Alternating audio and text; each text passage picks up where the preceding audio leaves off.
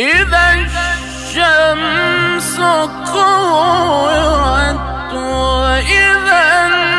النجوم انكدرت وإذا الجبال سيرت وإذا العشار طلت وإذا الوحوش حشرت وإذا البحار سجرت وإذا النفوس زوجت